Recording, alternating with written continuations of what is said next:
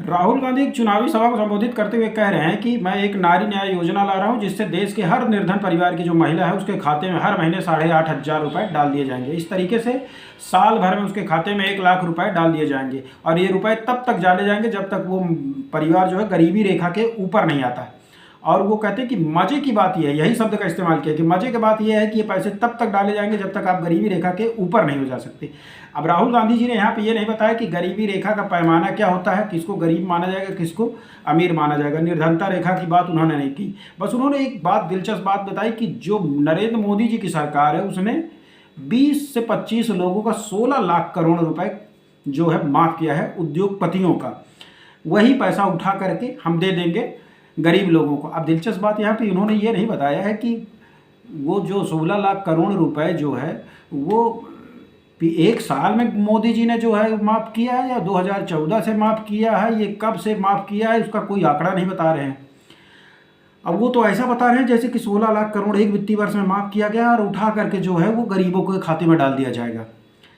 अब यहाँ पे एक दिलचस्प बात ये नज़र होके आ रही है कि भैया क्या रुपए छाप करके किसी के अकाउंट में पैसे डाल करके गरीबी दूर की जा सकती है क्या?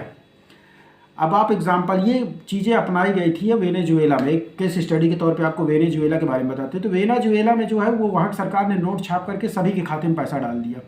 अब जब आपको पैसा मिलता है तो पैसे का अल्टीमेट गोल क्या होता है कि आप पैसे से कोई ना कोई वस्तु लेते हैं या तो सेवा लेते हैं। अब जब सबके पास रुपया है तो सब लोग कहाँ टूटेंगे, मार्केट में जाएंगे। अब मार्केट में जिस अनुपात में सबके पास पैसा है उस अनुपात में सबके पास जो है वस्तु और सेवा तो उपलब्ध नहीं होती है। तो जाहिर सी बात है कि जब डिमांड ज़्यादा होगी तो वस्तु का रेट जो है हाई हो जाएगा। इस तरीके से हाई इन्फ्लेशन की स्थिति आएगी। वेनेजुएला में यही स्थिति हुई कि वेनेजुएला में जो है महंगाई वो 10,000% आगे बढ़ गई। तो जो ब्रेड हम लोग अपने यहाँ 20 रुपये में लेते हैं वहाँ पर उसकी स्थिति हो गई वहाँ पर 5-5 लाख रुपए की वो ब्रेड बिकने लगी। रोज़ तराजू में पैसा भर भर करके जाते थे तब उनको एक चीज़ मिलती थी वस्तु, क्योंकि उस अनुपात में वस्तुएं हैं नहीं। इसके अलावा आपने कुछ साल पहले श्रीलंका का एग्जाम्पल देखा होगा, वहाँ भी इसी तरीके भुखमरी आई थी कि लोगों को ब्रेड और खाने की बुनियादी चीज़ों के लिए किलोमीटर लंबी लाइनें लगानी पड़ती थी। पेट्रोल वगैरह चीज़ के लिए लंबी लंबी लाइनें लगती थी। तो अल्टीमेटली जो है वो आपको जब पैसे मिलते हैं तो आप मार्केट में ही जाते हो वस्तु और सेवा के लिए। तो सभी के खाते में पैसा डाल देना ये अर्थव्यवस्था के नज़रिए से सबसे ब्लंडर डिसीजन होता है। इसलिए पूरी दुनिया में इसको मौद्रिक घाटा कहा जाता है।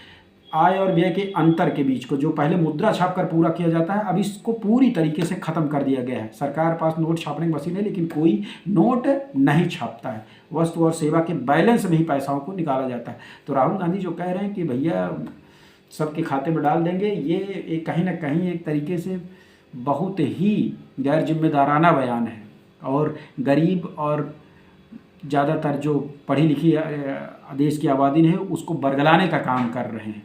वहीं कांग्रेस का स्टेटमेंट पहले आया था कि भैया 5 किलो अनाज दे करके देश के लोगों को और गरीब बनाया जा रहा है और अपंग बनाया जा रहा है।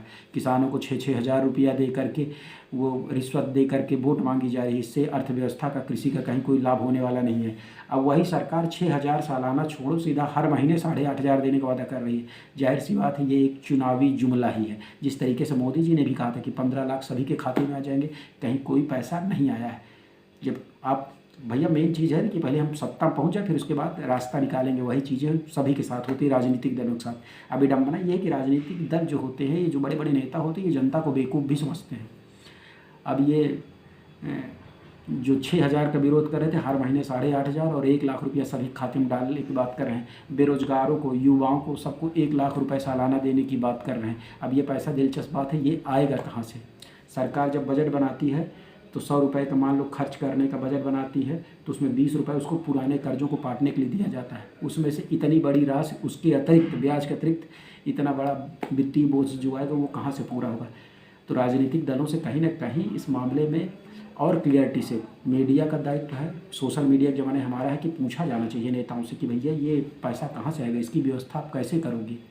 तो जितने ज़्यादा हम जानकार होंगे उतनी ज़्यादा ये बयानबाजी कम होगी। मैं तो कहूँगा निर्वाचन आयोग को भी इस तरीके के बयानों का, चाहे सत्ता पक्ष हो चाहे विपक्ष हो, संज्ञान में लेना चाहिए और उनके कहीं ना कहीं उनको एक हिदायत देनी चाहिए, गाइडलाइन बनानी चाहिए कि आप जनता को मूर्ख बनाकर सिर्फ वोट बनाने के लिए इस तरह के भ्रामक जो है बयान न दें।